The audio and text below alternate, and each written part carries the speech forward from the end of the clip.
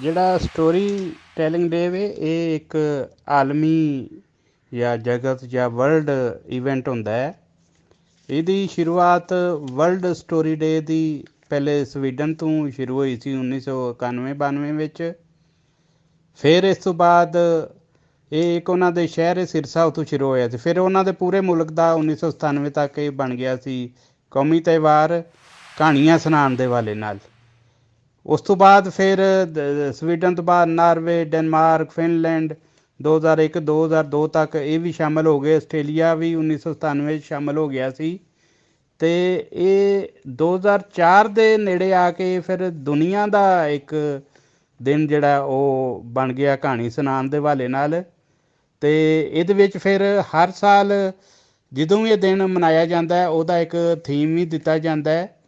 ਜਿਵੇਂ ਕਿ ਜਦੋਂ 2004 ਦਾ ਪਹਿਲਾਂ ਸ਼ੁਰੂ ਹੋਇਆ ਤਾਂ ਉਹਦੇ ਵਿੱਚ ਪੰਛੀਆਂ ਬਾਰੇ ਕਹਾਣੀਆਂ ਸੁਣਾਓ, 2005 ਵਿੱਚ ਪੁਲਾਂ ਬਾਰੇ ਕਹਾਣੀਆਂ ਸੁਣਾਓ, ਅਤੇ ਇਸੇ ਤਰ੍ਹਾਂ ਹੀ ਅੱਗੇ ਚੱਲਦਾ ਗਿਆ। ਇਹਦੇ ਵਿੱਚ ਜਿਹੜਾ 2006 ਵਾਲਾ ਸੀ ਉਹ ਚੰਨ ਬਾਰੇ ਕਹਾਣੀਆਂ ਸੁਣਾਓ, ਅਤੇ 2007 ਵਿੱਚ ਅਵਾਰਾਗਰਦੀ, 2008 ਗਵਾਂਢੀਆਂ ਬਾਰੇ ਕਹਾਣੀਆਂ ਸੁਣਾਓ, ਅਤੇ 2010 ਦੇ ਵਿੱਚ ਸੀ ਕਿ ਲਾਈਟ ਐਂਡ ਸ਼ੈਡੋਜ਼ ਚਾਨਣ ਅਤੇ ਪਰਛਾਵੇਂ ਬਾਰੇ ਕਹਾਣੀਆਂ ਸੁਣਾਓ, 2011 ਦੇ ਵਿੱਚ ਪਾਣੀਆਂ ਬਾਰੇ ਕਹਾਣੀਆਂ ਸੁਣਾਓ, 2012 ਜਿਹੜਾ ਸੀ ਉਹ ਰੁੱਖਾਂ ਦਾ ਸੀ ਇਹਦਾ ਥੀਮ, 2014 ਵਾਲਾ ਜਿਹੜਾ ਸੀ ਵਰਲਡ ਸਟੋਰੀ ਟੈਲਿੰਗ ਡੇ ਇਹ ਬਲਾਵਾਂ ਦੀਆਂ ਕਹਾਣੀਆਂ ਸੁਣਾਓ।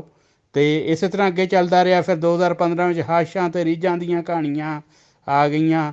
ਫਿਰ 2016 ਦੇ ਵਿੱਚ ਟਰਾਂਸਫਾਰਮੇਸ਼ਨ ਯਾਨੀ ਕਿ ਕੁਝ ਬਣ ਜਾਣਾ, ਇਨਸਾਨ ਤੋਂ ਕੁਛ ਹੋਰ ਬਣ ਜਾਣਾ, ਜਿਵੇਂ ਸਾਡੀ ਪੁਰਾਣੀਆਂ ਕਹਾਣੀਆਂ 'ਚ ਹੁੰਦਾ ਸੱਪ ਬੰਦਾ ਬਣ ਜਾਂਦਾ ਜਾਂ ਕਿਸੇ ਸਾਇੰਸੀ ਅਮਲ ਨਾਲ ਕੁਛ ਬਣ ਜਾਣਾ। ਅਤੇ ਇਸ ਤਰ੍ਹਾਂ ਅੱਗੇ ਚੱਲਦਾ ਰਿਹਾ। ਫਿਰ 2018 ਵਿੱਚ ਜਿਹੜਾ ਹੈ ਨਾ ਉਹ ਵਾਈਜ਼ ਫੂਲਸ ਸੀ, ਜਾਣੇ ਸਿਆਣੇ ਬੇਵਕੂਫ ਜਿਹੜੇ ਉਹਨਾਂ ਦੀਆਂ ਕਹਾਣੀਆਂ। ਫਿਰ 2019 ਵਿੱਚ ਸਫ਼ਰ ਕੋਈ ਪੰਧ ਕਰਦਾ ਉਹਦੀ ਕਹਾਣੀ ਸੁਣਾਏ। ਅਤੇ 2021 ਕਿਉਂਕਿ ਬਿਮਾਰੀਆਂ ਤੋਂ ਮਸਲਾ ਸ਼ੁਰੂ ਹੋਏ ਹੈ ਅਤੇ ਉਹ ਜਿਹੜਾ ਨਾ ਹੁਣ ਇੱਕ ਨਵੀਂ ਸ਼ੁਰੂਆਤ ਨਿਊ ਬਿਗਨਿੰਗ ਇਹਦਾ ਜਿਹੜਾ ਨਾ ਇਹ ਥੀਮ ਹੈ ਇਸ ਸਾਲ ਦਾ। ਅਤੇ ਬਾਕੀ ਜਿਹੜਾ ਓਵਰਆਲ ਥੀਮ ਹੁੰਦਾ ਉਹਦਾ ਇਹ ਹੀ ਹੈ ਕਿ ਬਾਹਰ ਨਿਕਲੋ, ਯਾਨੀ ਕਮਰੇ ਤੋਂ ਬਾਹਰ ਨਿਕਲੋ, ਆਪਣੇ ਬੱਚਿਆਂ ਨੂੰ ਸੁਣਾਓ ਕਹਾਣੀ, ਬਾਹਰ ਹੋਰ ਨਿਕਲਦੇ ਹੋ ਯਾਰਾਂ ਦੋਸਤਾਂ 'ਚ ਬੈਠਦੇ ਹੋ ਉਹਨਾਂ ਨੂੰ ਕਹਾਣੀ ਸੁਣਾਓ। ਅਤੇ ਇੱਕ ਆਲਮੀ ਇਵੈਂਟ, ਇੱਕ ਆਲਮੀ ਜਿਹੜਾ ਇਹ ਇੱਕ ਐਸਾ ਸੈਲੀਬ੍ਰੇਸ਼ਨ ਹੈ।